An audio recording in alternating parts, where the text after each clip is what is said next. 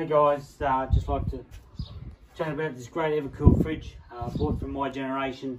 Done the deal. 9 litre Evakool fridge with the freezer on the outside. There's no heat generated inside the fridge and freezer, and obviously come the deal with a solar panel. So it fully runs out here. Turned off my inside fridge, beer fridge, so I can have my Esky Evakool doing the job. Great deal, guys. Highly recommend it. Keeps the drinks beautifully cold. You can have 2 compartments. I've opened it up so the whole thing's a beer fridge, and does a fantastic job and keeps it nice and cold. Thank you very much. My generator, sorry. Great product. Thank you.